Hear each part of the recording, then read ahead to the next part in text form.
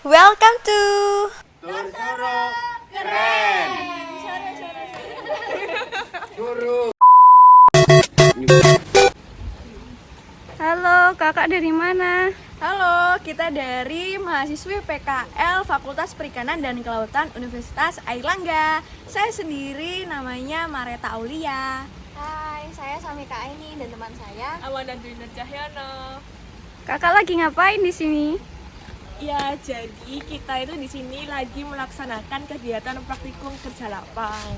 Jadi untuk komoditas yang kita ambil yaitu ikan torsoro atau kalau di sini tuh namanya sengkaring gitu. Nah, untuk mengetahui proses budidaya ikan torsoro lebih lanjut, mari kita simak video dari kita. Ikan torsoro merupakan salah satu ikan air tawar lokal asal Indonesia jenis Cyprinidae yang memiliki potensi untuk dikembangkan. Upaya pengembangan budidaya ikan torsoro sendiri di Indonesia sebenarnya telah dilakukan. Namun, dalam pengembangan budidaya masih terdapat beberapa permasalahan, seperti ketersediaan benih, pertumbuhan ikan yang cenderung lambat, dan proses pemijahan masih tergantung pada musim.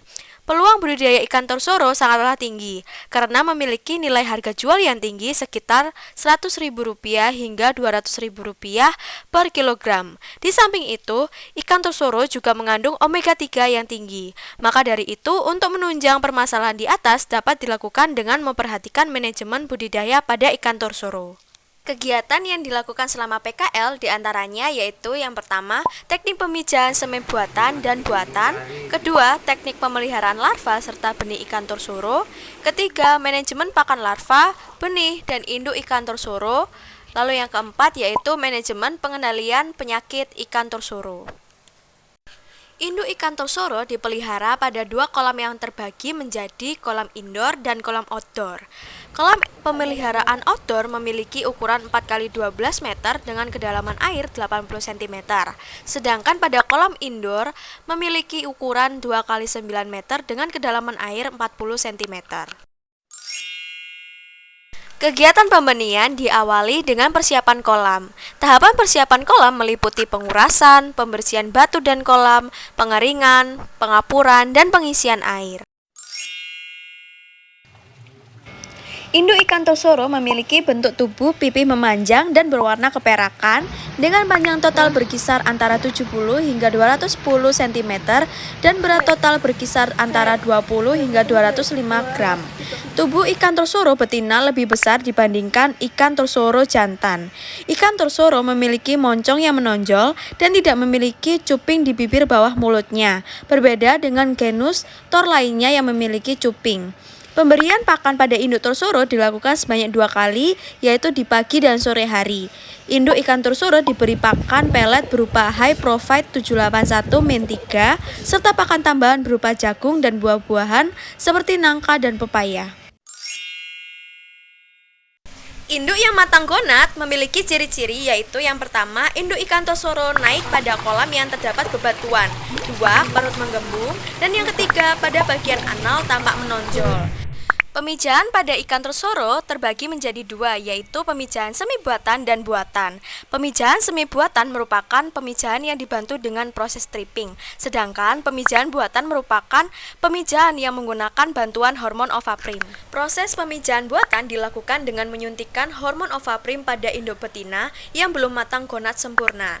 Dosis ovaprin yang digunakan yaitu 0,2 ml per kilogram. Ovaprin yang digunakan dicampur dengan NaCl sebanyak 0,8 ml. Kemudian hormon ovaprin tersebut disuntikkan pada bagian belakang sirip dorsal induk torsoro.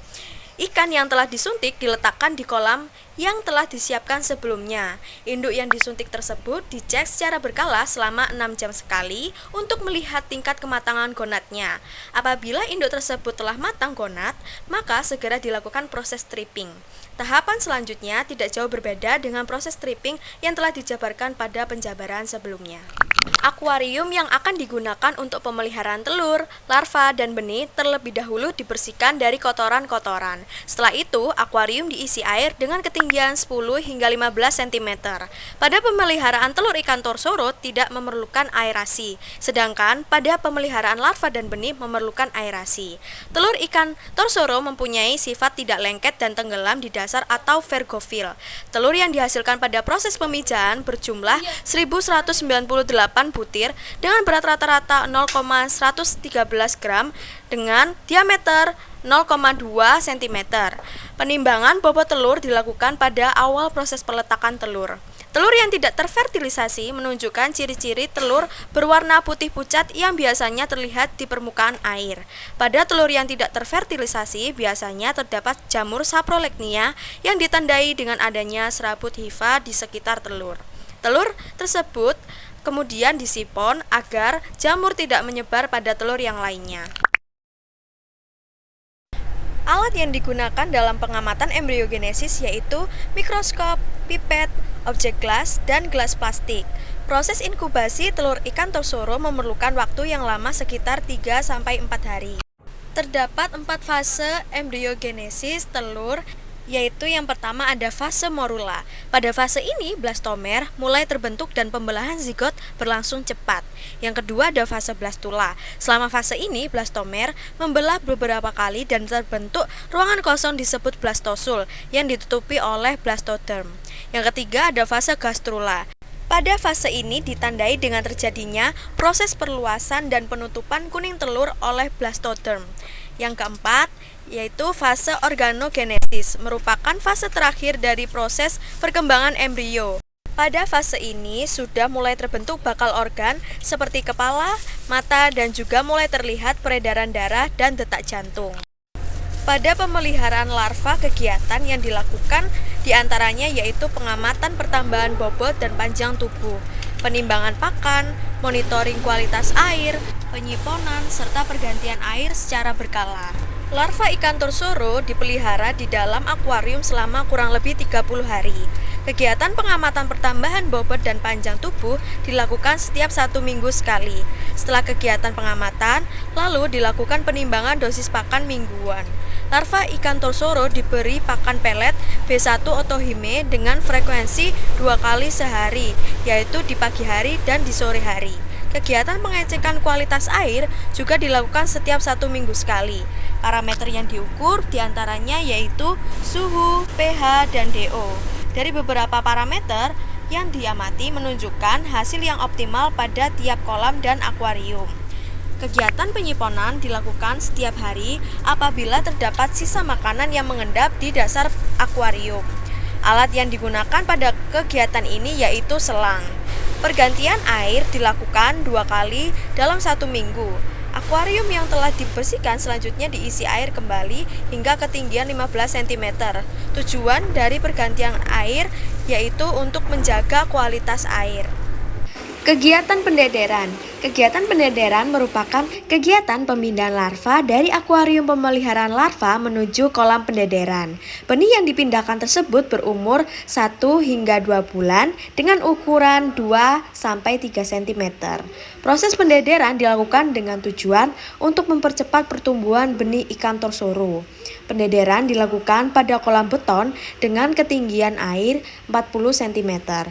Benih yang telah dipindahkan pada kolam pendederan diberi pakan dengan frekuensi 2 kali sehari yaitu di pagi hari dan sore hari. Penimbangan dan pemberian dosis pakan dilakukan setiap 1 minggu sekali. Dosis tersebut diukur dari 3% biomasa ikan. Untuk mengontrol kualitas perairan kolam pendederan, juga dilakukan pengukuran kualitas air kolam pendederan yang dilakukan setiap 1 minggu sekali. Apabila kualitas air kolam pendederan tidak memenuhi standar, maka akan dilakukan penyiponan atau pengurasan kolam. Dalam proses budidaya, tentu saja terdapat permasalahan yang harus dihadapi oleh para pembudidaya. Salah satunya adalah serangan penyakit. Penyakit yang ditemukan selama kegiatan kami adalah parasit Argulus pada induk serta jamur saprolegnia pada telur. Argulus ditemukan pada induk ikan torsoro. Parasit tersebut ditemukan pada rongga mulut dan sirip anal induk torsoro.